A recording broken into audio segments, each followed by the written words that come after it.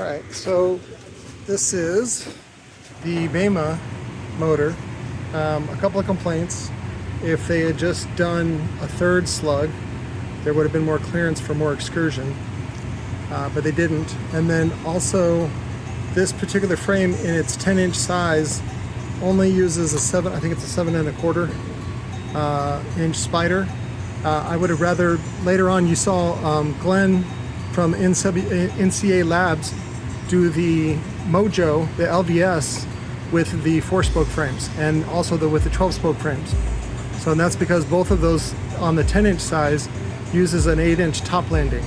So you want to use an 8-inch spider down on the bottom and an 8-inch spider on the top. So so they have even. So because we had to go with a smaller spider, this is a 3-inch ID with a 7 1/4 OD. This is your limiting factor.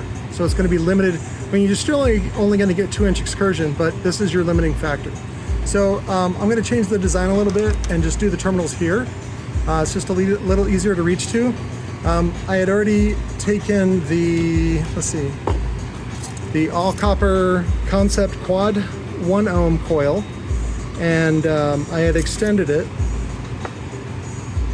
as you can see here, and ran the leads all the way up, and I was like, you know what, I don't want to fucking run the leads that long. It's kind of dumb. So I'm just going to run them down low, because this is where they terminate. The top portion of it, the signal doesn't need to go up there because the coil is way down here. So we're just going to do real short leads, nice and thick. It should be plenty, good for like 1200 watts maybe. And yeah, and then a 40 millimeter wine height, because it's limited to that. It's only, I think it's 2 1-inch slugs if I remember right. So, but yeah, again, that's fine for excursion. You'll get about 2 inches, maybe 2 1/4 if you really push it, but again, it should be a good solid for 2-inch, which is plenty for most people. Let's see, is there anything else? Once I get done terminating it, I'll still keep the former extension on there. We'll put it in, and then let's see, I terminate, and then I put the top plate, the adapter on, which bolts into place. They also glued it. That's why I had problems getting it off. So I'll probably glue it with some epoxy. That way it's like the last time anybody ever touches it. And then we do the 15-inch frame with that spider. So I've also seen the design where, I think it was Glenn from NCA Labs, where he actually used a 10-inch spider here. That's another way to do it. To use this as a landing for the spider. So now your top frame, whether it's a 15, a 12, or an 18, would need to have, again, similar size to maximize that. But if the top one was 8-inch and then like this one was 10-inch, it would, the top spider would be limiting the excursion, which is actually better. But this is what he wanted, and so this is what I'm going to do. And then I'm just going to go ahead and terminate out here.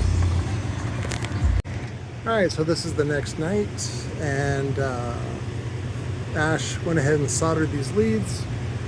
We're going to go ahead and terminate. We already got the shim right. There's the epoxy. So see how limited that is? How small that is? That's what's going to limit that excursion. So, again, I make my recommendations for a reason, guys. I don't know why you guys don't listen, but you don't. So let me do that real quick. Zach Tech from Rage. So I can see one issue here, and you're like, they're gonna touch. Technically, they're not gonna touch. Maybe this one, but as soon as you put wire in it, it'll be up. So it's not a big deal. So you shouldn't be hooking up one side and then not the other. You gotta hook up both sides. And this is gonna be D2. So but that's it. I'm gonna go ahead and put epoxy on the top. There you go. Epoxy, it's gonna encapsulate that. And then this is just gonna be a shaft. We're gonna go ahead and put the, I just built this SA, Sundown SA. It's a dual 2, it's available. I think we'll do it for, what is it? What do we say, 200 shipped? That's fine. See, that's more markings than Jacob puts on his woofers. So this will go on, and then it bolts. It doesn't really matter where we put these now since we did the terminals down there. Just gotta match them up. And then the hardware comes in from the bottom. Does that, and then the 15-inch frame will bolt onto this part. And then we attach the cone, and then that should be it. So I picked up a box of the hardware, which it did turn out to be M5, and I went ahead and prepped. I got off the old glue. We're gonna put on some new glue. I'm just gonna put CA on there and then line it up real quick. I'm gonna use the slow cure so that way I have a little bit of work time to move it over into position. We don't need this to be technically above it, but just for good measure, I wanna put it up there. So, and then the hardware comes in from the bottom, and these are threaded. Sorry. The hardware comes in from the bottom, these are threaded, and then on top of that, I'm gonna put a lock nut on there. So, and then the 15-inch frame then bolts here to the standard 127mm bolt pattern, 5-inch bolt pattern. All right, I take that back. I went to this place, it's called Ron's Tire and Service over on Guadalupe and Price in, technically I think it's Tempe because it's on the other side of the freeway. And the guy turned out to be a super dickhead. And one of the things they did after charging me $900 to change the oil pan on my old Ford, which they fucked up in the first place because they over tightened the bolt. They go, oh, it's just old and leaky. And I was like, okay, whatever. So I paid the $900, and then what do they do? They wrench on the oil plug with an impactor again. And then both him and the manager were like, oh, we're sorry, we didn't see your text, blah, blah, blah. And then I was like, yeah, man, you owe me like $1,500. And then and then that was it. Ron, the owner, he was like flaked. So, but I don't know, he's into young chicks, and he went over to the islands for a while, and you know, whatever. But sometimes you get people that are really eccentric and just don't give a fuck about other people, and I don't want to do that. So I'm not going to put CA on here. What I'm going to do is use the classic craft glue, which is the original tacky glue from, it's called Aleene's.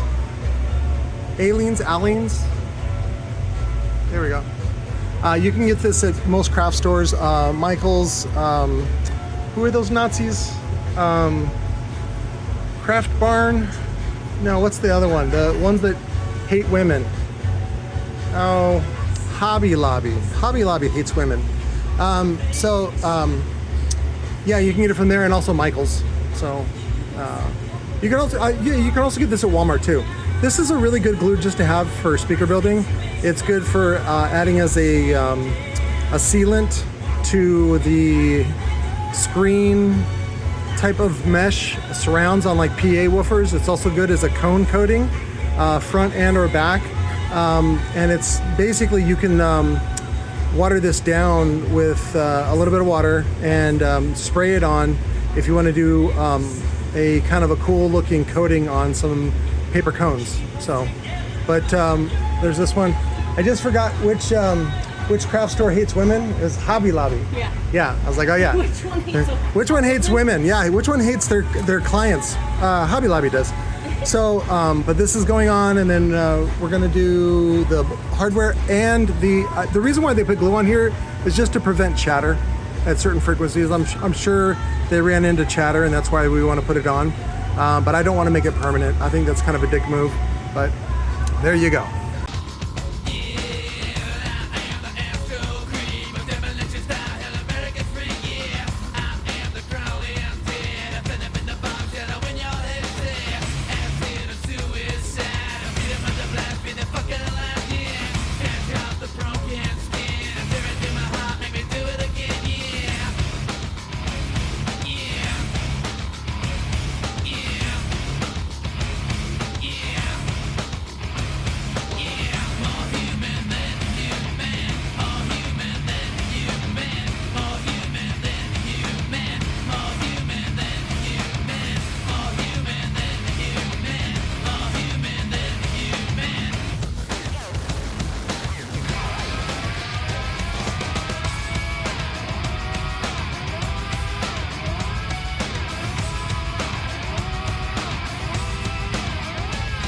So there it is on top.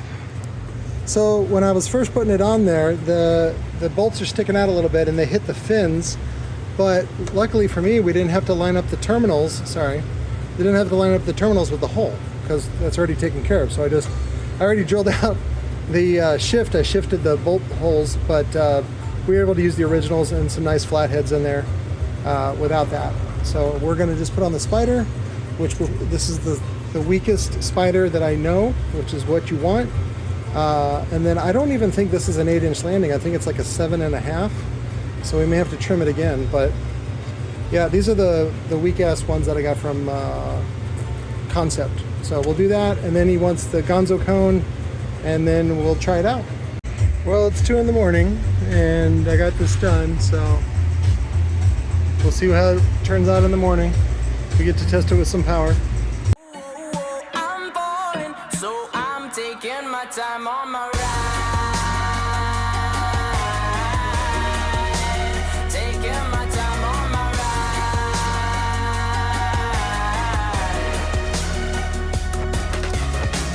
I've been thinking too much. I've been thinking too much. I've been thinking too much.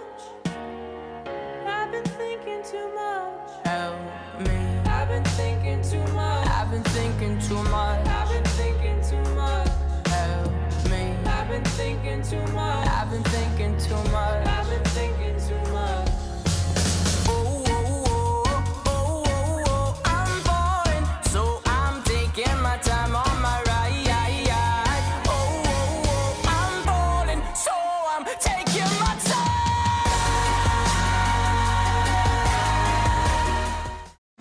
So we got the Bele woofer completed. I ended up upgrading to the 200 millimeter carbon fiber dust cap to make up for some of the delay. That sticker's, he can peel it off real quick if he wants. So now the limiting factor on this thing is going to be that small spider. It's like a 7 1/4 spider. So that's what's limiting the excursion, even though it actually moved pretty good. No squeak. Let's see.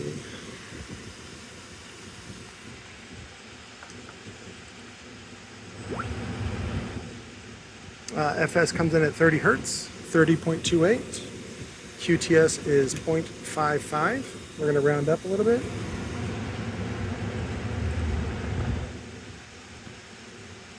VAS is 2.57, which is really small for a 15-inch woofer. So it's D2. It's ready to go. Got to ship the whole thing out to them.